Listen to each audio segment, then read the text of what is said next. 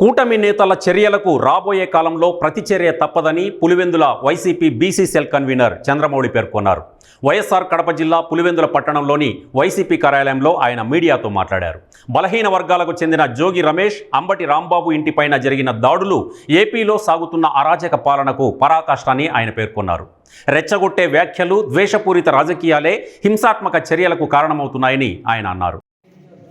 జోగి రమేష్ గారి ఇంటిపై దాడి చేయడము హేయమైన చర్య, దుర్మార్గమైన చర్య. రాష్ట్రంలో ఏం జరుగుతోంది? ఆడవిక పాలన ఏమైనా కొనసాగుతుందా? వైఎస్ఆర్ కాంగ్రెస్ పార్టీ మాజీ మంత్రులు, మాజీ ఎమ్మెల్యేలు, నాయకులు ఇళ్లపై దాడులు హేయమైన చర్యగా భావిస్తున్నాము.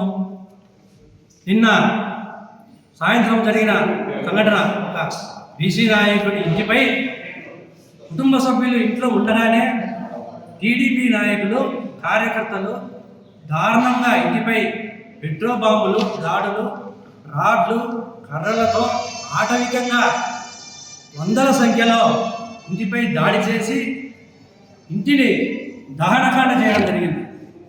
ఎందుకు ఈ దహనకాండ ఇంతగా చేశారు మీరు అంటే, ప్రశ్నించడం తప్ప, కూటమి పాలన ప్రశ్నించడం తప్ప. లడ్డూ వ్యవహారంపై, తిరుపతి లడ్డూ వ్యవహారంపై సిబిఐ క్లీన్ చిట్,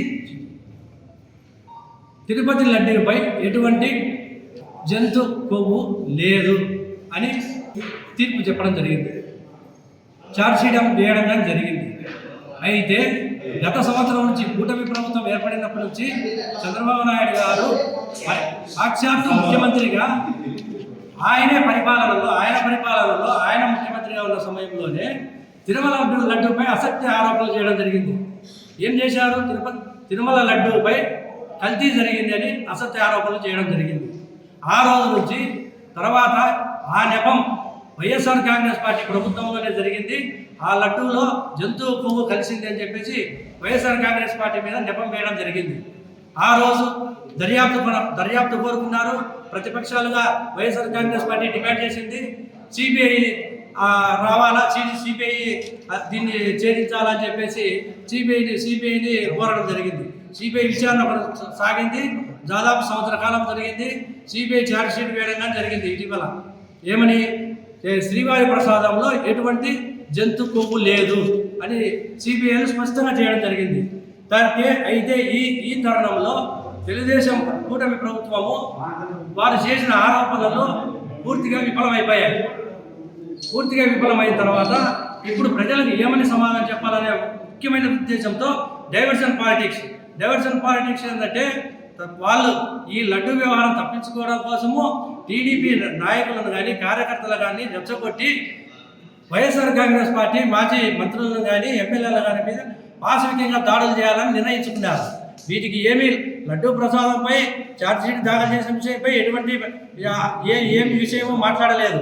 కానీ ఎలాగైనా వీటిని మైమరిపించాలా, ప్రజల నుంచి డైవర్షన్ చేయాలా, ప్రజల మైండ్లో తిరుపతి లడ్డూ ప్రసాదం నుంచి ఏ విధంగా మన మీద అనుకోకుండా డైవర్షన్ చేయాలనే ఉద్దేశంతో ఆటవికంగా దాడులు చేస్తూ వైఎస్ఆర్ కాంగ్రెస్ పార్టీ మాజీ మంత్రులను అమానుషంగా కేసుల్లో ఇరికిస్తూ వారి ఇళ్లపై దాడులు చేస్తున్నారు.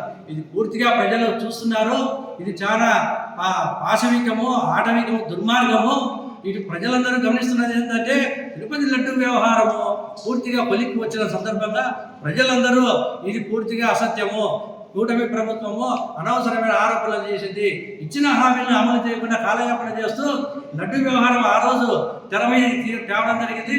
ఇప్పుడు కాలక్రమేణా ఆ లడ్డూ వ్యవహారంలో ఎటువంటి కల్తీ జరగలేదని సిబిఐ దాదాపు కేంద్ర దర్యాప్తు సంస్థనే తీర్పునిచ్చేసింది. ఈ విధంగా వీళ్ళు ప్రజలకు బేషరతుగా, రాష్ట్ర ప్రజలకు, యావత్ కోట్లాది మంది శ్రీవారి భక్తులకు కూటమి ప్రభుత్వం క్షమాపణ చెప్పవలసిన అవసరం అంతేనే ఉంది. ఆ రోజు శ్రీవారి ప్రసాదంపై మీరు అసత్య ఆరోపణలు చేస్తూ ముఖ్యమంత్రిగా ముఖ్యమంత్రి చంద్రబాబు నాయుడు గారి ఆరోపణలు చేస్తే, తర్వాత ఉప ముఖ్యమంత్రి పవన్ కళ్యాణ్ గారు ఇంకా ఏమో తిరుమల లడ్డూలో పూర్తిగా కలుషితం అయిపోయింది, లడ్డూ ప్రసాదం కలంకితమైనది